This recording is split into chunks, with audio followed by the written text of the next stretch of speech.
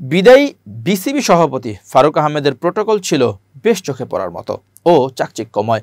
আগে সভাপতি নাজমুল হাসান তো প্রভাবশালী সংসদ সদস্য ছিলেন, প্রোটোকল তারও ছিল, নতুন সভাপতিরও কি এমন কিছু থাকবে? প্রশ্ন শুনে আমিনুল ইসলাম বুলবুল মুচকি হাসিতে বললেন, আমাকে একজন সাংবাদিক গতকালকে বলেছে আপনি সবচেয়ে গরিব সভাপতি। যতজন সভাপতি বিসিবির ছিল এর মধ্যে সবচেয়ে গরিব আপনি।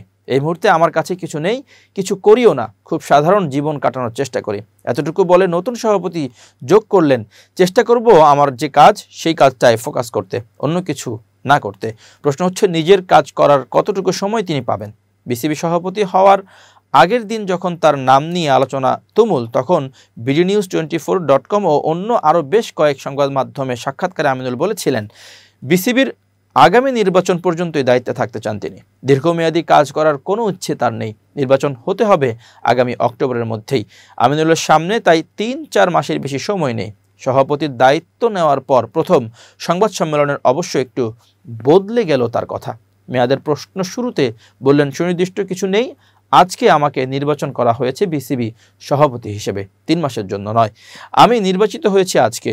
আগে আমি চাকরি করতাম আইসিসিতে এবং তাদের কাছে আমি কৃতজ্ঞ যে সেই দায়িত্ব ব্যবস্থাপনার অনেক কিছু কাজ শিখেছি এবং তারা খুব উৎসাহী হয়ে বলেছে তোমার অবশ্যই দেশের জন্য করা উচিত। আইসিসির কাছে আমার 2 মাস বা 3 মাসের ব্যাপার নেই, আমার প্রয়োজন অনুযায়ী এখানে কাজ করব এবং অবশ্যই কোনো টাইম ফ্রেম নেই এখানে। সভাপতির দায়িত্ব নেওয়ার আগে bdnews24.com-কে তিনি বলেছিলেন বিসিবির নির্বাচন শেষ হলে তিনি আইসিসির চাকরিতে ফিরে যাবেন।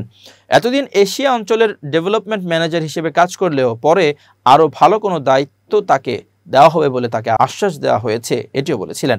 এখন যখন বলছেন টাইম ফ্রেম নেই, প্রশ্ন কিছু তো উঠে যায়। আমিনুল তখন ব্যাখ্যা করলেন মেয়াদ নিয়ে তার বক্তব্যের, টাইম ফ্রেমটা এজন্য বলছি না যে লম্বা সময়ের জন্য এখানে আসেনি, এটা আমি বলতে পারি, এজন্য বলছি সুনির্দিষ্ট সময় নেই। আমার জন্য এজেন্ডা আছে, আমি যেহেতু ক্রিকেট উন্নয়নে কাজ করি সেটা চালিয়ে যাব, এটাও একটা শর্ট টাইম অ্যাসাইনমেন্ট হিসেবে নিয়েছি, এর বেশি কিছু বলতে পারছি না।